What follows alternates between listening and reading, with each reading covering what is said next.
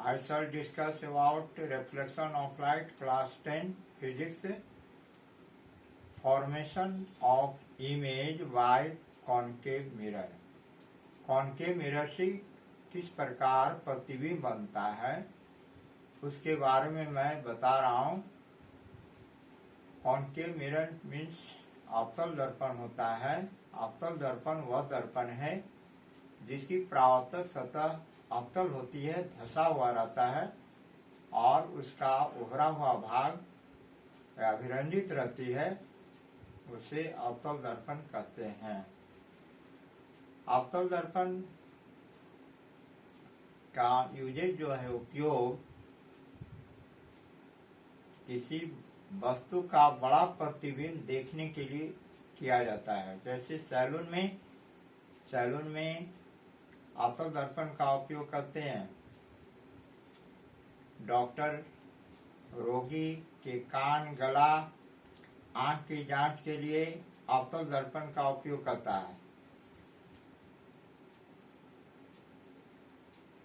Boiler, बड़े बड़े boiler में जल को गर्म करने के लिए अवतल दर्पण का उपयोग करता है।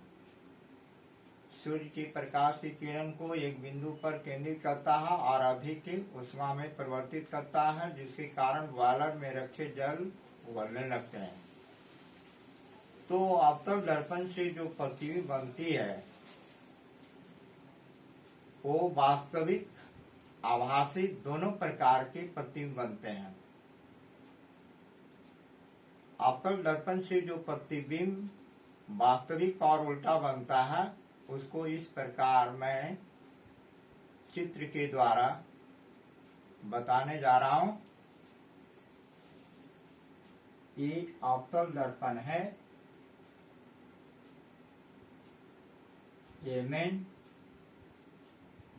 अवतल दर्पण है जिसका बाहरी भाग अभिरंजित है और भीतरी भाग अवतल है।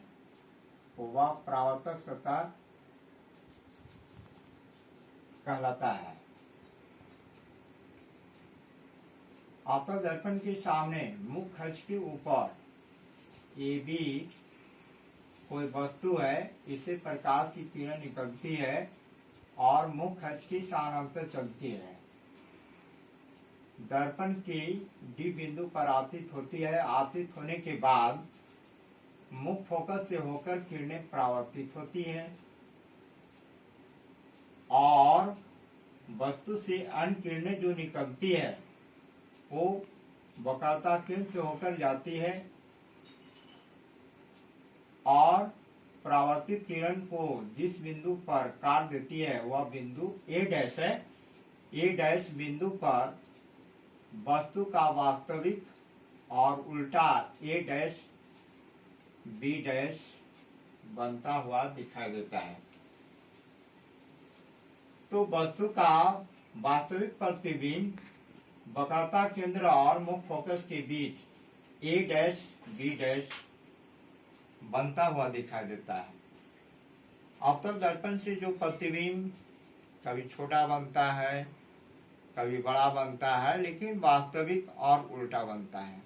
अब देखिए, अवतल दर्पण से आभासी और सीधा भी प्रतिबिंब बनता है। उसको इस प्रकार दिखाया जा सकता है। ये अवतल दर्पण है। अवतल दर्पण के सामने वक्रता केंद्र, ये मुख्य फोकस है और ये ध्रुव है। तो मुख्य फोकस और ध्रुव के बीच में AB अगर वस्तु रखते हैं तो इससे प्रकाश की किरण निकलती है। दर्पण की D बिंदु पर आपतित होती है। आपतित होने के बाद मुख्य फोकस से होकर किरणें परावर्तित होती है और किरणें जो है वक्रता केंद्र से होकर जाती है, वक्रता केंद्र से होकर जाएगी और दर्पण के पीछे डैश डैश आगे बढ़ाएंगे तो एक बिंदु पर मिलती प्रतीत होती है। तो A डैश B डैश वस्तु का आभासी और सीधा बनता हुआ दर्पण के पीछे दिखाई देता है। ये वस्तु ए और बी छोटा है, इसका कई गुना बड़ा आवर्धित प्रतिबिंब ए डैश बी डैश बनता हुआ दिखाई देता है। तो अवतल दर्पण से प्रतिबिंब दोनों प्रकार के बनता है, वास्तविक प्रतिबिंब और आभासी प्रतिबिंब। वास्तविक प्रतिबिंब को पर्दे पर देखा जा सकता है, लेकिन आभासी प्रतिबिंब पर्दे पर नहीं देखा जा सकता है। क्यों? आभासी प्रतिबिंब को पीछे बढ़ाए जाने पर किसी बिंदु पर कटती मालूम पड़ती है, उस बिंदु विशेष पर प्रतिबिंब बनता हुआ स्पष्ट दिखाई नहीं देता है, तो उस प्रतिबिंब को आभासी प्रतिबिंब कहते हैं। और वास्तविक प्रतिबिंब जो है वह वास्तविक कटान पर बनती है, और वास्तविक कटान पर बनने के कारण वो प्रतिबिंब जो है पर्दे पर देखा जा सकता है। Thank you.